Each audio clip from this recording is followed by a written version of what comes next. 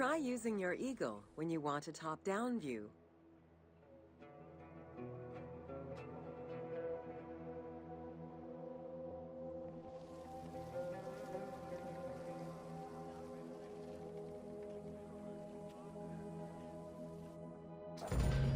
Welcome to Workers and Transport.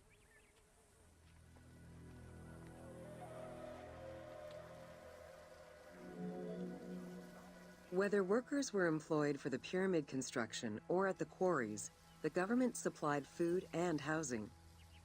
Workers for the pyramids and royal necropolises were housed in more permanent villages, such as the famous Deir el-Medina. Quarry workers had more temporary lodgings. All skill levels were needed and utilized, from basic work hands to prepare the gypsum, to brickmakers and sand carriers, to skilled stonemasons to shape the blocks.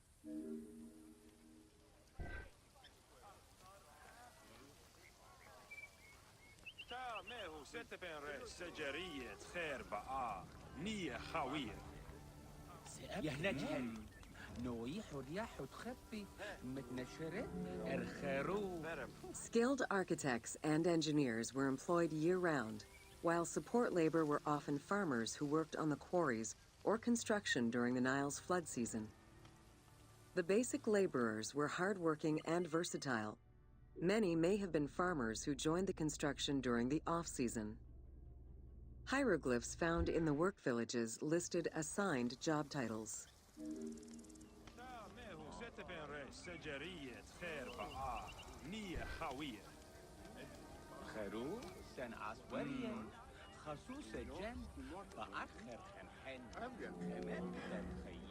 Archaeological research shows that no food was stored or prepared on site, but instead workers received abundant rations of bread, beer, and meat.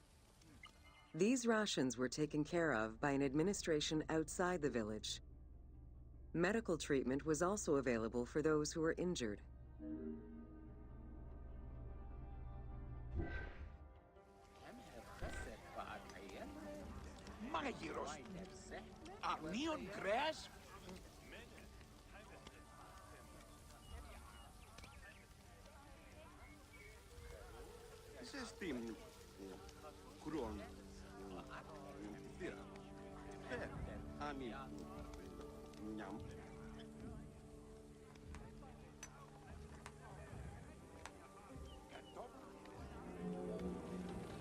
While some quarries were close to the Nile, others were located across the desert and required long expeditions.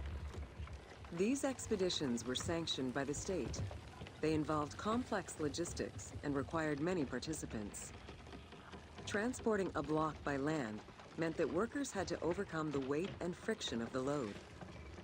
To solve this, they first dug a track in the ground. This path was sometimes reinforced with rails upon which a sled, used to ferry the blocks, would be pulled.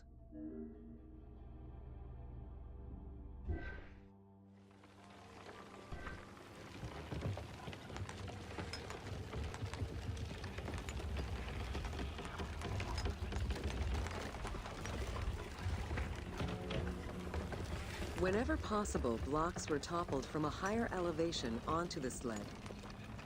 Workers then poured water onto the clay at the front of the sled, creating a slick surface to more easily move the load. It wasn't until the New Kingdom that animals were used to tow the burden.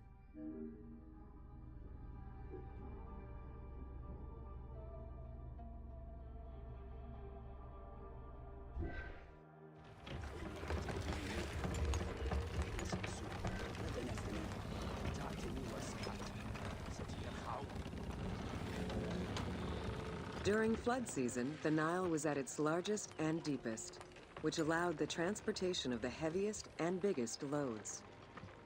Quarries close to the river had troughs dug out to deliver the stones to the shoreline.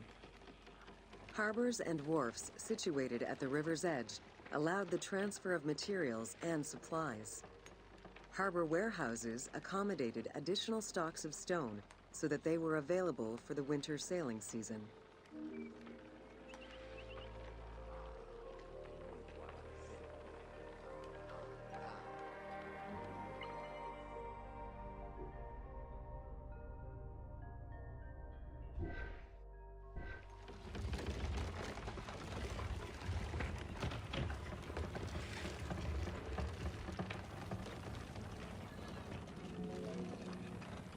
The Uwadi El Jarf papyri detail a limestone lode intended for the Khufu pyramid that weighed in at 70 to 80 tons, or 30 blocks.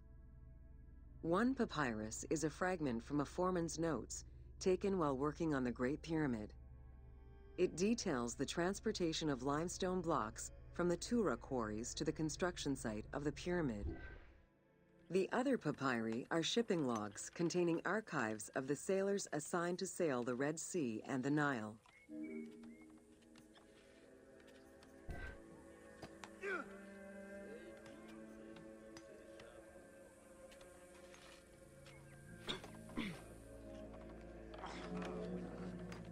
Stone cargo generally weighed 15 tons per boat, amounting to roughly 6 or 7 blocks per trip.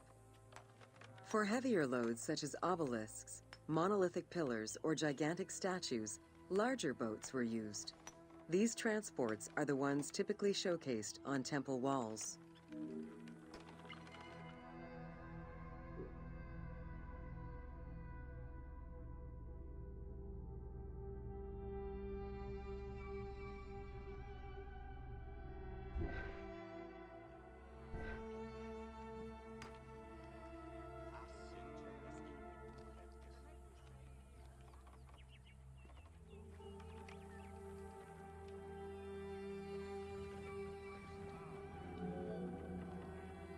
River transportation was the most efficient way to ferry stone blocks between the quarry and the construction site.